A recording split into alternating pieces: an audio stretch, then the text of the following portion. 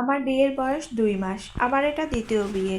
আমার বয়স এখন ৩০ আর আমার হাজব্যান্ডের বয়স এখন ৩৭। বিয়ের পর থেকে ওনার প্রত্যেকটা আচরণেই আমি বিরক্ত। যতদূর আমি শুনেছি ওনার স্ত্রী মারা গিয়েছেন আজ থেকে প্রায় ১২ বছর আগে। ওনাদের সংসার ছিল মাত্র ৯ মাসের। তারপরে উনি হঠাৎ করে একদিন মারা যায়। কোনো রোগ ছিল না, উনি হঠাৎ করে একদিন মারা যান। ওনার সাথে যখন আমার বিয়ের সম্বন্ধ আসে তখন উনি আমাকে আলাদাভাবে ডেকে বলেছিলেন যে ওনার নাকি একটু সময় দরকার।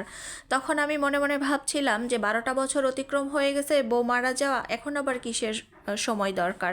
তো পরিবারের কথা চিন্তা করে আমি কোনো কিছুই আর মাথায় নিয়ে আসিনি। আমি হঠাৎ করে ওনার সাথে বিয়ে করতে রাজি হয়ে যাই। কিন্তু বিয়ের পরেই লক্ষ্য করলাম যে ওনার সাথে থাকতে আমি একদম পাগলের মতো হয়ে বাসার চারিপাশে ঘরের প্রত্যেকটা দেওয়ালে ওনার আগের স্ত্রীর ছবি। যখন রেডি হয়ে উনি অফিসে যান তখন উনি বুক পকেটে করে তার স্ত্রীর ছবি বয়ে নিয়ে যান। আমি প্রথম অবস্থাতে খুব স্বাভাবিকভাবেই নিতাম যে অনেক ভালোবাসতো, হয়তো সে কারণেই হয়তো বা এত টান, তিনি সব সময় তাকে সাথে রাখতে চান। এমনকি তিনি অফিস থেকে ফেরার সময় প্রত্যেকটা দিন তার আগের ওয়াইফের কবর জিয়ারত করে আসেন। ওনার আলমারিতে যত জিনিসপত্র রাখা আছে আমাকে কোনো কিছু ঠিকমতো ব্যবহার করতে দেন না।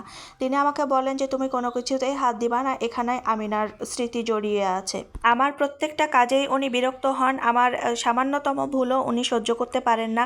বলে যে তুমি আমিনার মতো হতে কখনোই পারবা না। এ ধরনের কথাবার্তা যখন বলে তখন আমি অনেক কষ্ট পাই। আমার শ্বশুর বাড়িতে একমাত্র আমাকে সাপোর্ট করা ব্যক্তি হচ্ছে আমার শ্বশুর। উনি হচ্ছেন হার্টের পেশেন্ট।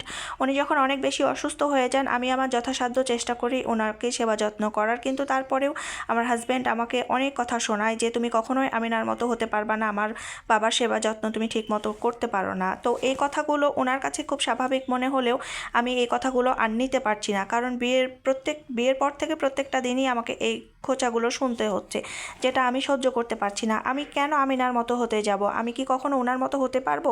আমি আলাদা মানুষ, আমিনা হচ্ছে আলাদা মানুষ, আর উনি মারা গেছেন ১২ বছর হয়ে গেছে। তাহলে এই কথাগুলো কেন এখন আমাকে শুনতে হবে? আমাকে তো আমার মতো করেই গ্রহণ করা উচিত ওনার। আমার স্বামী যে অনেক খারাপ মানুষ এটা আমি কখনো বলতে পারবো না, বাট উনি আমার সাথে যে আচরণগুলো করেন এই আচরণগুলো আমি আসলে মেনে নিতে পারি না। তার কারণ হচ্ছে যে মানুষটা ১২ বছর আগেই চলে গেছে, ওনার সাথে আমার তুলনা করা এটা তো বোকামি ছাড়া আর কিছুই না। তিনি তার আগের স্ত্রীকে অনেক বেশি ভালোবাসেন, কিন্তু তার জায়গা তো এখন আমি নিয়েছি, সেই ভালোবাসাটা তো এখন প্রাপ্য আমার। এই কথাগুলো সারাক্ষণ শুধু আমার মাথার মধ্যে ঘুরপাক করে আর খুব টেনশন লাগে যে আমি আসলে কিভাবে এভাবে সংসার করতে পারি। মাত্র ২ মাস হয়েছে আমার বিয়ে হওয়া, আর আমি তো এই সংসার ছেড়েও চলে যেতে পারবো না কখনো। তার কারণ হচ্ছে এটা আমার দ্বিতীয় বিয়ে। সমাজে পুরুষ ২-৪টে বিয়ে করতেই পারে, সমাজে পুরুষের কিন্তু কোনো দোষ হবে না, কিন্তু আমি একটা বিয়ের পরে দ্বিতীয় বিয়েতে বসেছি, এটা কিন্তু আমার জন্য অনেক বেশি লজ্জাজনক।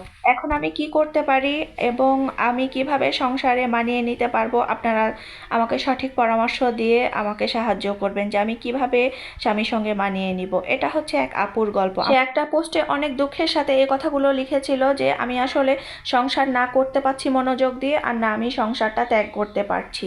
আল্লাহ সহায় হন এবং আপনারা আমাকে সুপরামর্শ দিয়ে সাহায্য করবেন আমি কিভাবে সংসারটা টিকিয়ে রাখতে পারবো।